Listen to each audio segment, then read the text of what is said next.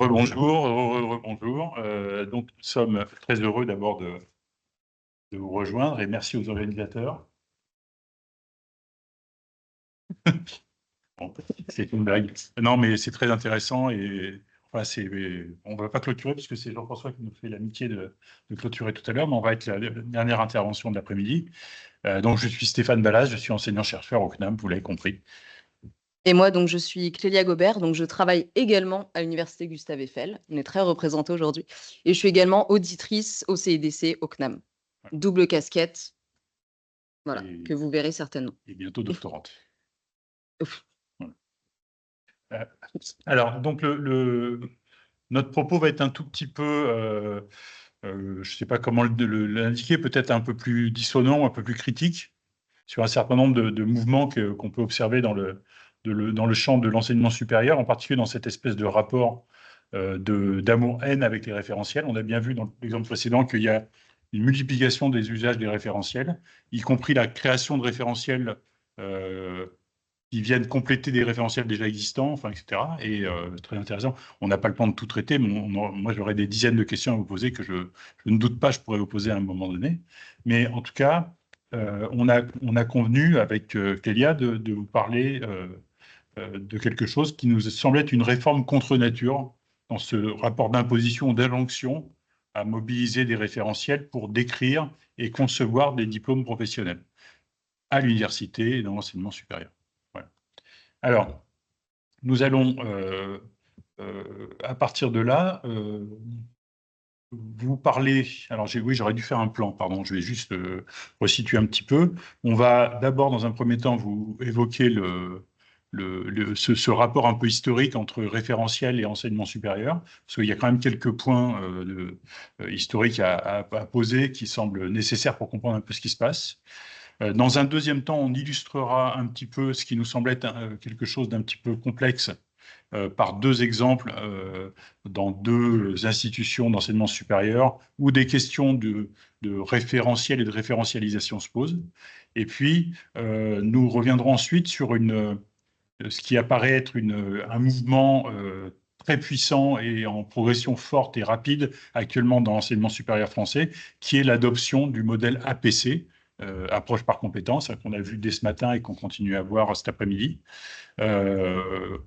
Sans vouloir tout dévoiler, on vous dira que ça nous semble être une deuxième mesure contre nature, d'une certaine façon, et on expliquera pourquoi. Et puis, on conclura par des mots plus gentils, parce qu'il faut bien finir par des mots plus gentils. Voilà. Nuance. Voilà. Alors, d'abord, nous dire que ce virage qu'on observe vers l'employabilité dans l'enseignement supérieur est d'une certaine façon ce qui a conduit et qui s'est traduit par une démarche d'adoption des référentiels pour concevoir les diplômes. On peut dire qu'il y a un lien étroit entre enjeux d'employabilité d'un côté des étudiants et puis d'autre part l'adoption d'un modèle référentiel. Mais ce modèle référentiel, il vient d'ailleurs, très vraisemblablement. Il vient alors d'une longue histoire dont j'ai parlé ce matin en introduction, mais qui en particulier se cristallise en 2002 avec la création du répertoire national des certifications professionnelles et avec en particulier un point qui est un point de détail pour l'histoire, hein, mais qui est en même temps quelque chose de très important, c'est que jusqu'à quelques jours de l'adoption de cette loi, le 17 janvier 2002, il y a eu des discussions, il y a eu des arbitrages entre les différentes instances universitaires, puis la décision finale, très contestée mais réelle, que l'ensemble des diplômes de l'enseignement supérieur seraient inscrits au répertoire national de certification professionnelle, ce qui de facto faisait que les diplômes de l'enseignement supérieur étaient des diplômes considérés comme professionnels. Alors, effectivement, on voit bien que ça a des conséquences. C'est par exemple Vincent Merle qui l'évoque très clairement, lui qui était au cœur du réacteur à ce moment-là et qui a été ensuite enseignant et responsable de la chaire de formation des adultes au CNAM ici. Donc, nous reviendrons dans un premier temps sur les liens entre ces référentiels et l'employabilité. Et puis, je vous l'ai dit, deux illustrations. Donc, en fait, je l'avais fait le plan, en fait, tu êtes. Oui, et voilà. Et puis la PC, dont passons. Voilà. Alors, voilà, c'est écrit beaucoup trop petit à mon avis. Pour rappel, dès les années 80, on a, suite à la transformation socio-économique en cours, une crise liée au choc pétrolier et puis un certain nombre d'autres facteurs. il y a une forme de réinterrogation de la place et des enjeux des systèmes éducatifs et de formation en général, plutôt tourné vers un questionnement autour de quel levier cette formation peut constituer pour lutter contre le chômage des jeunes en particulier. On voit bien que cette question conduit à plusieurs mesures, et en particulier la première de ces mesures, c'est d'estimer qu'il est nécessaire de basculer le modèle de conception des diplômes professionnels, que ce soit de formation initiale ou de formation continue, que ce soit en formation initiale, en apprentissage ou en lycée, enfin tout type de diplôme, tout type de certification professionnelle, passer d'un modèle de programme de formation à un modèle de référentiel, avec l'idée que le programme de formation est plutôt dans une logique de description des savoirs à acquérir, qui sont des savoirs qui, une fois acquis, sont prédictifs d'une efficacité professionnelle indirecte, à une description des attendus de l'exercice professionnel, et ensuite une définition des compétences qui deviennent aussi, évidemment, un vecteur très important. Je signale au passage, puisque ça a été évoqué plusieurs fois, qu'il n'est pas question de référentiel de formation. Le référentiel de formation n'est pas concerné par toute la démarche certification. Je vous renvoie par exemple à l'excellente lecture de l'introduction du numéro de formation emploi de 2023, coordonné par Anne-Lise Ullmann et Stéphane Ballas, qui décrit précisément ce point. Merci de faire un peu de pub, hein, on est 12. Voilà. Inscrire les diplômes de l'enseignement supérieur aux côtés des diplômes qui sont plutôt des diplômes de niveau 5 et 4, voire de niveau 3 au RNCP, constitue un signal à plusieurs échelles. D'abord, c'est de considérer que les diplômes de l'enseignement supérieur sont des diplômes professionnels comme les autres et qu'ils sont comparables avec les autres objets de certification, par exemple les CQP, par exemple les titres professionnels de l'AFPA, enfin, du ministère du Travail et des organismes de formation.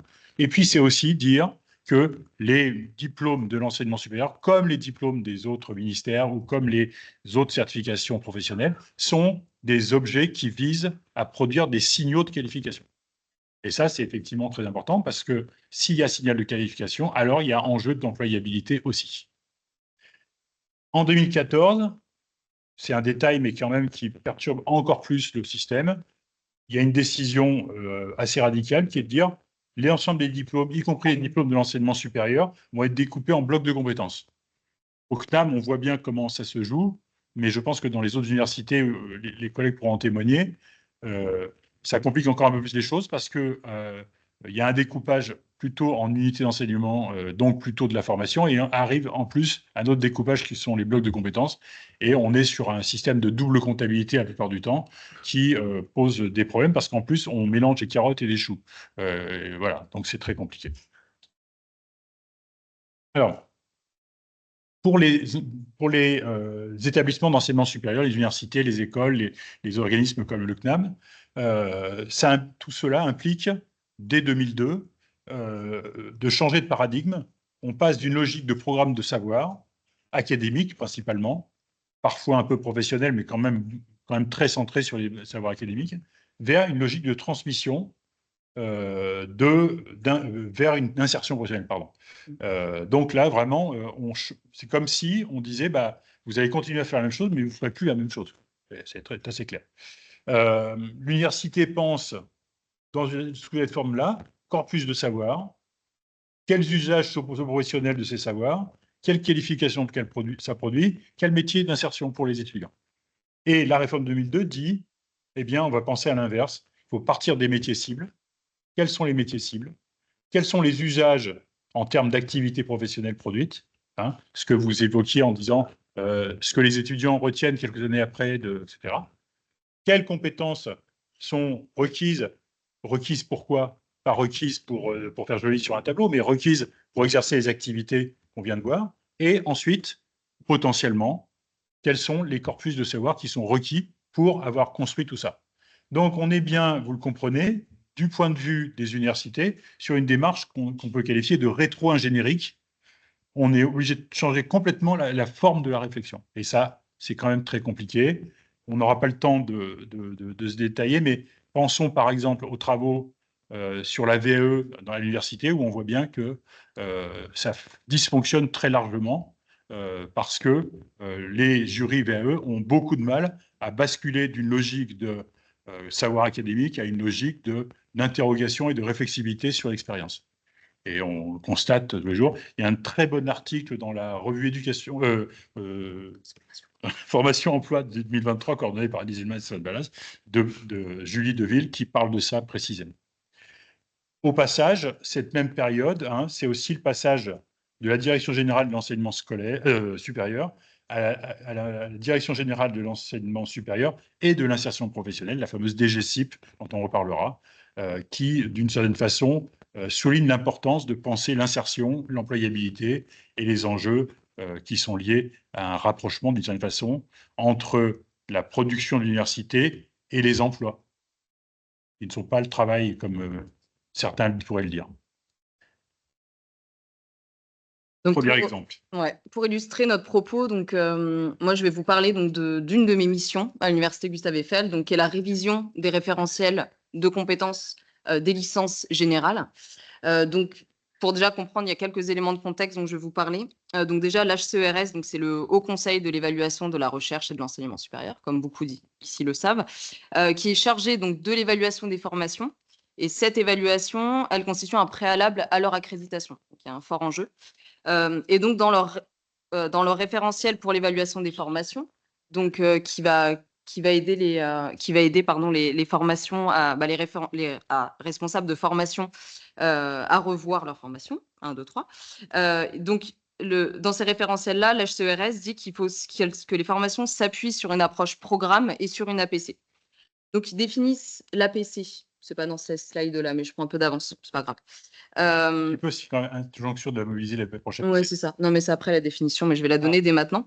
Donc, l'APC par l'HCERS est définie comme une démarche pédagogique impliquant une vision collective et partagée du programme vers une finalité commune de développer des compétences, dont un des objectifs est la valorisation des diplômes auprès des acteurs socioprofessionnels. La définition est bien plus longue, mais on n'a pas le temps de tout lire. Donc, en plus de ce contexte-là, au niveau vraiment des universités en France, il y a une certaine massification qui amène donc les formations à devoir répondre à un enjeu d'employabilité de ces étudiants. Surtout que les rapports des systèmes d'information et études statistiques du ministère de l'Enseignement supérieur et de la Recherche montrent que 19% des étudiants titulaires d'une licence générale ne poursuivent pas en master ou ne poursuivent pas avec un autre diplôme de l'enseignement supérieur. Donc, il existe bien un enjeu d'insertion professionnelle pour ces étudiants et donc, autrement dit, d'une valorisation de leurs acquis de licence. Donc, concernant vraiment le contexte de l'accompagnement de cette révision des référentiels de licence générale, donc pour ma part, j'interviens en tant que conseillère pédagogique et dans un projet qui est piloté par l'Agence nationale de la recherche. Donc, c'est dans le cadre du programme d'investissement d'avenir numéro 3. Je vous donne quelques éléments de contexte. Et donc, spécifiquement, l'action Nouveau cursus à l'université qui se centre exclusivement sur les niveaux licence. Je ne sais pas si on aura le temps de dire, mais voilà, ça pose un problème déjà de commencer par les licences et non par les masters quand on pense à l'analyse du travail. Voilà. On constate que la majorité des projets nationaux de cette deuxième vague se sont vraiment emparés du sujet du déploiement de l'approche par compétences, qui, rappelons-le, est un des critères de l'HCERS pour l'évaluation et donc l'accréditation des formations. Et donc, concrètement, dans les établissements, ce qu'on voit, c'est qu'ils prévoient en fait des accompagnements de toutes les licences avec une certaine injonction à réviser leur référentiel de compétences en APC. Voilà. Et donc, cette loi qui est finalement abrogée, mais je m'en suis rendu compte après, qui dit que donc, la licence prépare à la fois à l'insertion professionnelle et à la poursuite d'études de son titulaire. On voit bien qu'il y a deux logiques qui commencent à se rencontrer. Voilà, et là, on arrive au cœur de notre propos, du moins par rapport au cas qui illustre. Donc, dans le cas de l'Université Gustave Eiffel, on a fait le choix méthodologique d'enrichir la méthodologie de l'approche par compétences par une analyse des emplois, comme l'a été explicité par Jamila et Thomas. Donc, qui n'est en effet pas une analyse du travail, mais une analyse des emplois. Pour le coup, des licences générales, une analyse du travail serait juste impossible, parce qu'il faudrait analyser le travail de toutes les débouchés, de tous les masters, de tous les parcours, pour revenir ensuite à la licence. Donc, voilà, ce serait énorme, ce serait génial, mais je pense que dans 10 ans, on y est encore. Et donc, cette analyse des emplois relève plutôt d'une logique de certification. Donc, l'objectif, c'est d'adosser au référentiel de compétences la réalité du marché de l'emploi, mais sans pour autant s'inscrire dans une perspective adéquationniste, emploi, formation, voilà, ou emploi diplôme.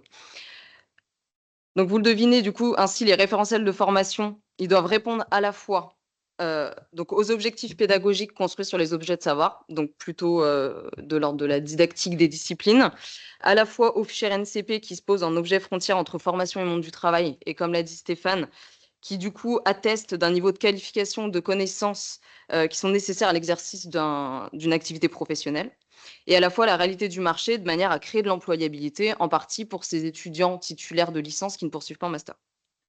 Ce qu'on constate, du coup, on constate plusieurs blocages. Heu, Tout d'abord, déjà sur le côté RNCP, on se rend compte sur les fiches RNCP de licence, qu'il y a une sorte de création de métier. C'est-à-dire qu'on va prendre un métier, un débouché pardon, qui, de fin de master, on va rajouter assistant 2 et hop, ça devient un métier accessible en licence. Donc on arrive à des métiers comme assistant d'ingénieur, voilà.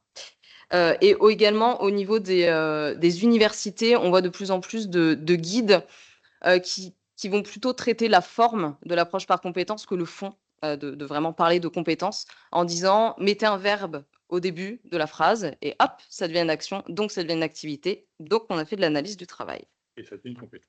et donc ça devient une compétence». Concrètement, dans les accompagnements des équipes pédagogiques, on rencontre du coup plusieurs obstacles. Déjà, cette dissonance entre les différentes disciplines. Donc à la fois, il faut partir des savoirs disciplinaires, des didactiques disciplinaires, pardon, d'une sorte d'analyse du travail, d'une analyse des emplois. Également pour les licences qui amènent à la préparation de concours, d'identifier les prérequis des concours et de s'y adapter. Et en plus, parce qu'on a à l'université, une préparation à la recherche. Ça fait beaucoup. En plus, on a de moins en moins de titulaires et de plus en plus de vacataires. En plus, ça rime. Ce qui fait que ça réduit le nombre de mains pour vraiment se centrer sur cette révision des compétences. Et les responsables de formation n'ont pas que cette mission-là. Et ça freine aussi la mise en place d'une approche programme, parce qu'il y a plus de turnover forcément. Et donc, l'alignement de la formation, l'alignement pédagogique de l'ensemble de la formation devient plus compliqué. Troisième obstacle, les enseignants-chercheurs n'ont souvent qu'une carrière académique et on ne peut pas leur reprocher. Mais ils sont donc loin des enjeux de travail et plus proches des enjeux de construction de savoir disciplinaire. Donc là, j'en reviens à la dissonance entre les différentes logiques. Ils ont plutôt tendance à aller vers bah oui, mais non, on doit apprendre ça, ces objets disciplinaires, ça fait partie de la culture disciplinaire, etc. Donc de les amener aux enjeux de travail, bah, c'est très compliqué. Donc ça demande vraiment une gymnastique cognitive complexe. Il reste 5 minutes pour tout faire. C'est vrai? OK. Et bien voilà. Et en plus, les référentiels doivent être intelligibles par tous les acteurs, étudiants, enseignants et employeurs. Je te laisse poursuivre. Merci Je suis Clélia, mais désolée. moi je vais aller très vite, t'inquiète pas. Autre exemple, un diplôme grade master, je suis sollicité, alors ça doit être 10 jours parce que c'est moi, effectivement, été par un réseau d'une grande école, un réseau de grandes écoles à forte réputation, on va dire ça comme ça, dont l'enjeu est de réinscrire leur diplôme grade master au répertoire national des certifications professionnelles. Ils viennent me voir parce qu'ils estiment que les documents méthodologiques fournis par la DGCIP leur disant débrouillez-vous pour nous remplir ça ne sont pas suffisants. Ça fait rire certains qui apparemment l'ont vécu il n'y a pas longtemps, j'imagine. Il y a en plus une autre injonction contradictoire, c'est que l'injonction de la référentialisation de leur diplôme et donc de l'employabilité se pose d'une façon un peu distante puisqu'ils ont 100% de taux d'insertion, parce qu'on ne peut pas faire 120, mais ils auraient plutôt 120% de taux d'insertion, puisque les diplômés sont embauchés à des postes très qualifiés bien avant d'avoir leur diplôme. Voilà. Donc, vous voyez bien que l'enjeu de l'employabilité pour les diplômés se pose d'une façon un peu différente de quand on pense à l'employabilité du CAP mécanique auto, quoi. Voilà. Et donc, ils arrivent à une inversion, moi je les renvoie à une inversion de logique qu'il va falloir qu'ils adoptent, partir des emplois et produire une rétro-ingénierie de leur programme de formation, pour le dire comme ça. Ce qu'on a vu tout à l'heure. Donc, dans l'accompagnement, je leur propose, puisqu'ils ne sont pas capables de me dire quels sont les métiers cibles, ils disent non, mais nous, on forme les gens depuis 50 ans, à quel métier? Je ne sais pas. Alors, je leur dis, mais peut-être que pourrait partir des, je sais pas, des emplois d'insertion. Ah oui, ça, on a des enquêtes d'insertion d'enfer. Alors, évidemment, ils sont très bons.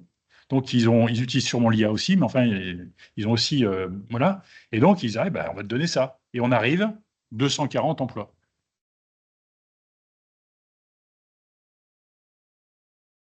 Alors là, on retrousse les manches et on dit, on va trouver une solution. Donc, on parvient à peu près en 1 an de travail dans un groupe représentant l'ensemble des écoles. Il y a 9 écoles.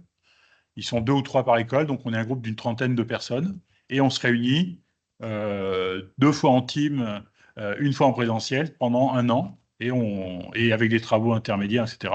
Et moi, je les mets au travail, en fait. Je les oblige à bosser. Et au début, ils râlent, et à la fin, ils s'éclatent. Et à la fin, c'est eux qui en redemandent. Et je leur dis, il va falloir qu'on identifie des groupes de métiers, parce que 240, c'est pas possible, donc on va les regrouper. Alors, les regrouper, à un moment donné, dire, c'est la même chose, pas la même chose, etc. On parvient ensuite à identifier, je leur interdis de parler de compétences. Je leur interdis. Le premier qui parle de compétences, dehors. Le premier qui parle d'activité, dehors au début. Je leur dis, non, on va commencer par parler des grandes fonctions. Dans ces métiers-là, il y a des grandes fonctions qui sont confiées à ces gens-là. Qu'est-ce qu'on fait? À partir du moment où on a des fonctions un peu stabilisées, alors, bah oui, pour exercer ces fonctions, qu'est-ce qu'on fait? Par exemple, je suis enseignant-chercheur, j'ai une fonction d'enseignement. Eh ben, pour exercer ma fonction d'enseignement, quelles sont les activités que je produis? Eh ben, je produis de la préparation de cours, je produis de l'animation de cours, etc., etc. Et puis, petit à petit, on arrive à une liste un peu détaillée d'activités. Et ensuite seulement, je leur dis, bon, maintenant, c'est bon, vous avez le droit de parler de compétences. Et là, on fabrique de la compétence par déduction. C'est-à-dire, quelles sont les ressources qui me sont nécessaires pour agir en situation.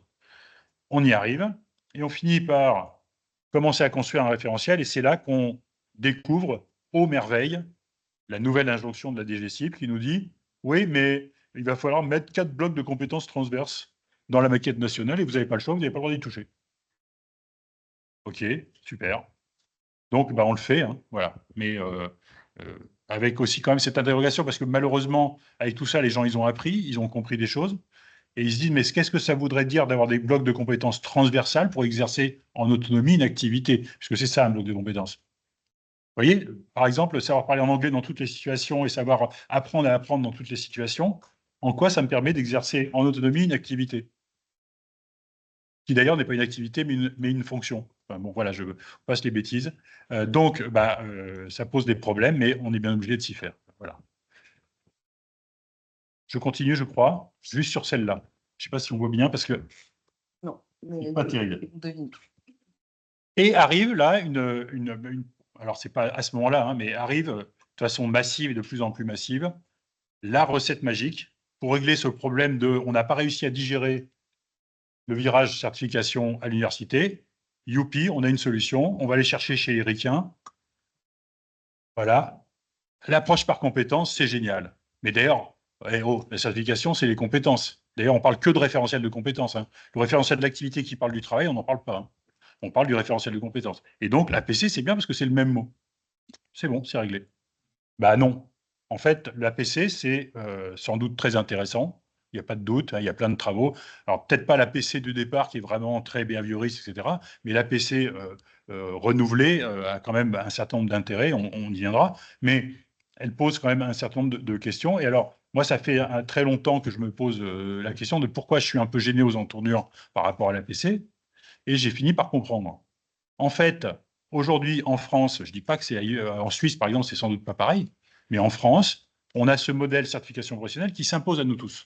Moi, je suis français, je paye mes impôts en France, je respecte la loi, et la loi, elle dit, faut vous inscrire dans la certification professionnelle. Donc, je m'inscris dans la certification professionnelle. Et la certification professionnelle, vous voyez assez mal sur le schéma, j'en suis désolé, mais vous aurez le PowerPoint, c'est, on part du travail, on parle de l'emploi, on part du métier, on définit des activités caractéristiques, ensuite on regarde comment ces activités caractéristiques requièrent des compétences qu'on va lister, puis on va penser comment on évalue la capacité des individus à mobiliser ces compétences en situation, puis enfin, et seulement à ce moment-là, on va commencer à penser le dispositif d'accès à cette certification qui passe soit par un processus de formation, soit par un processus de VAE.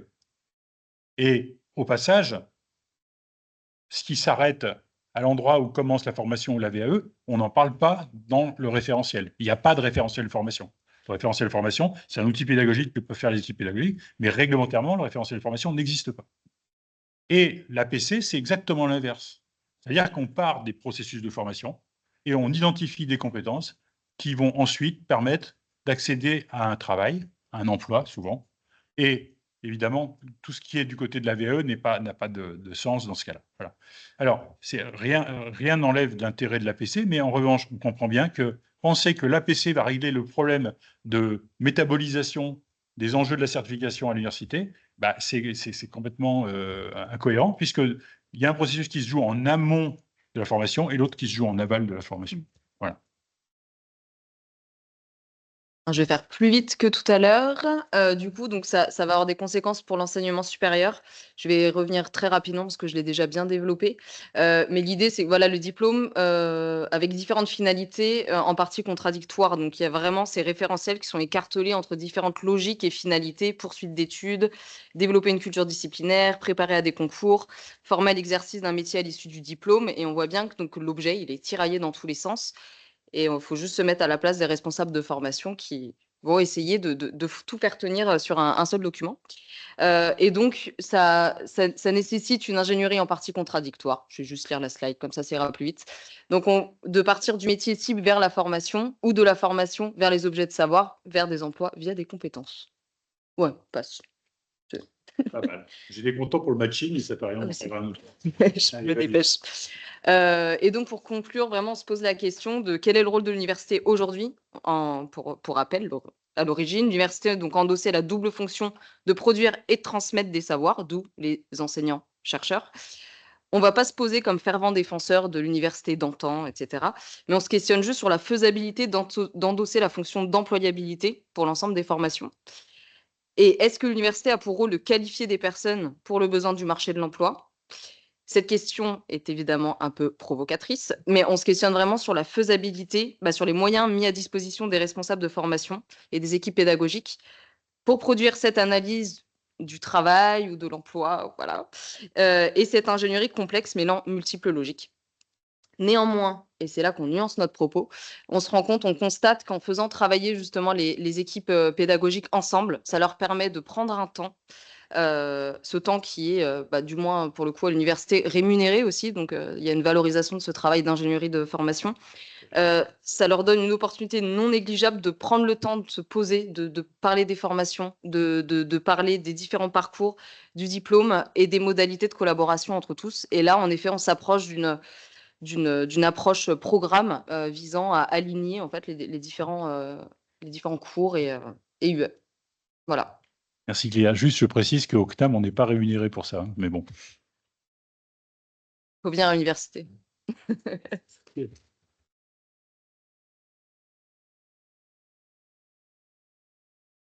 Voilà, est-ce qu'il y a des questions? Ah.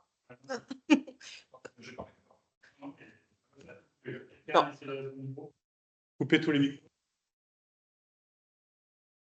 Ah là, c'est bon. Oui, du coup, j'avais 2 questions. Merci pour votre intervention d'abord.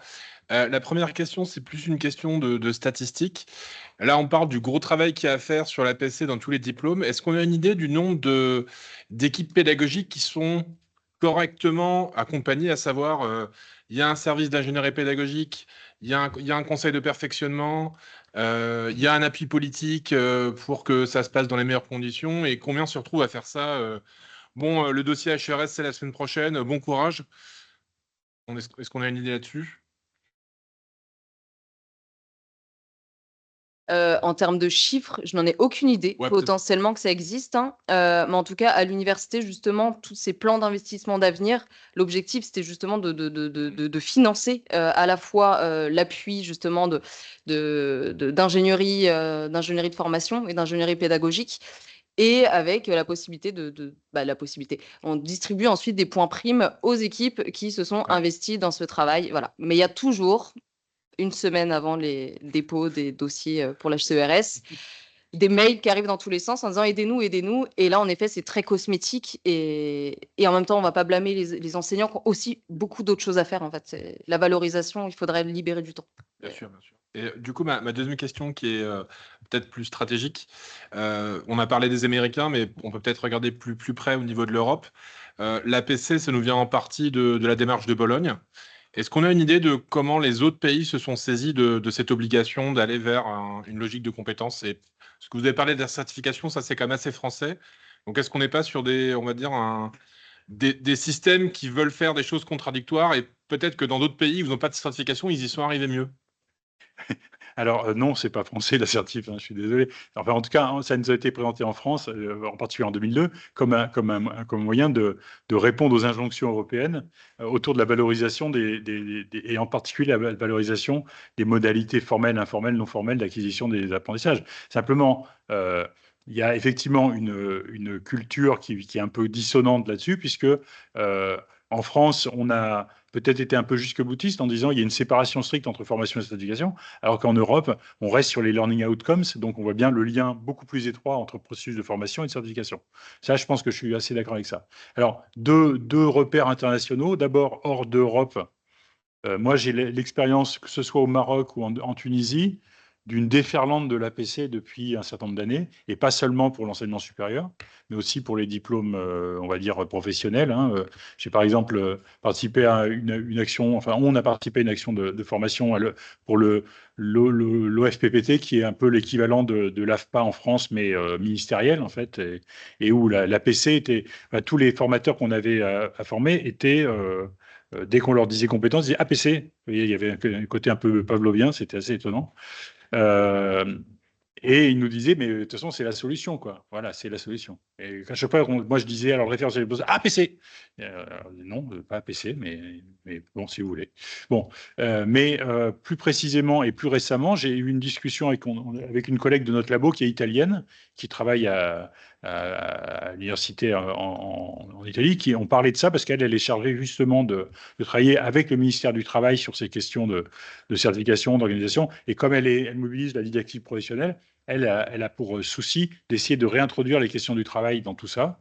Et elle m'a dit deux choses. D'une part, que l'APC, elle ne connaissait pas, mais peut-être qu'il y a des questions de traduction. Elle parle parfaitement français, hein, mais peut-être que ça se présente sous une autre forme. En revanche, elle m'a dit quelque chose qui m'a un petit peu mis des sueurs froides. C'est qu'il y a un décret très récent qui vient de sortir du ministère du Travail qui implique que l'ensemble des organismes de formation qui sont, à mon avis, plutôt les organismes de certification, l'équivalent des organismes de certification en Italie, vont devoir maintenant formuler les référentiels de leur diplôme avec les descripteurs des compétences socles européens et évidemment derrière avec les descripteurs d'ESCO. Pour ceux qui ne savent pas, ESCO, c'est un méta-référentiel européen qui est en fabrication depuis une dizaine d'années de façon extrêmement discrète et cachée, mais qui produit un monstre normatif absolument colossal, puisqu'ils ont pour ambition de fabriquer un référentiel qui va décrire l'ensemble des activités, l'ensemble des métiers, l'ensemble des compétences et l'ensemble des certifications existantes en Europe, dans l'espace européen. Et aujourd'hui, pour vous donner un exemple, on est déjà à plus de 30 000 skills and competencies, comme ils disent. Ce qui veut dire que, alors je le dis avec un peu d'exagération, mais on n'en est quand même pas très loin. J'enlève mon chapeau, c'est une compétence. Je remets mon chapeau, c'est une autre compétence, enfin, etc., etc. Donc on est sur une logique d'atomisation de la description de l'homme au travail. Et donc, on est sur ce que moi j'appelle le monde du tableur Excel. Tout ce qui rentre dans la case du tableur existe, tout ce qui en sort n'existe pas. Mais on n'est pas loin aussi de ce que Suppieu appelle la gouvernance par les nombres. Voilà. Je finirai sur cet optimisme BA et je vous remercie. Et peut-être une dernière remarque et puis peut-être question pour ensuite passer donc, à la clôture. Monsieur, mais peut-être. Alors juste une remarque avant, on note quand même vraiment que ces cadres de référence, hein, ces référentiels, deviennent hyper prescriptifs et non plus des boussoles, et ça c'est très problématique. Alors là, une dernière question. Oui. Je vais être très rapide, hein. Juste que moi, je note que ces référentiels, quel que soit le nom, sont pour moi des opportunités de discussion et de travail commun de toute l'équipe pédagogique. Et quand je dis toute l'équipe pédagogique, c'est tout aussi bien les enseignants comme tous les intervenants administratifs. Nous, notre particularité, en tout cas à l'université Gustave Eiffel, hein, donc plutôt une université professionnalisante, donc de façon générale, les 2 tiers des intervenants sont des vacataires. Donc, il s'agirait de faire travailler bénévolement, quand même, 2 tiers de personnel pour justement discuter autour de ce référentiel. Et là, c'est vraiment une moyenne, hein. Toi, tu as réussi, voilà, à faire venir bénévolement tes professionnels. Sinon, on a certaines composantes où on a 10 permanents et 100 enseignants vacataires. Mais c'est très juste, hein, moi je suis d'accord. Oui, bah peut-être pour aller un peu dans le sens de cette remarque, je cite Stéphane Ballas, je pense que c'est octobre 2023, si je dis pas de bêtises. L'ingénierie de formation est une science artisanale. Et donc, à ce titre, j'avais une question qui était, est-ce que cette rétro-ingénierie à laquelle vous êtes contraint, c'est pas aussi une opportunité? Alors moi, comme je suis optimiste, comme je l'ai montré très longuement, je suis assez d'accord avec ça. C'est-à-dire que c'est une opportunité. En tout cas, je suis vraiment d'accord avec Jamila. Moi, je le décris sous la forme c'est un atelier de partage d'un certain nombre de choses. Alors, par exemple, Yves Clos, il parle de professionnalisme délibéré. Je trouve que c'est pas mal.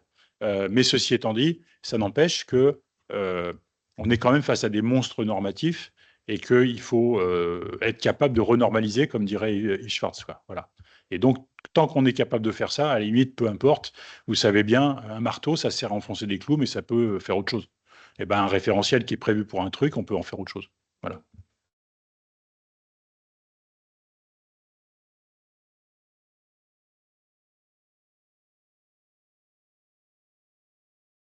Voilà, on accueille Jean.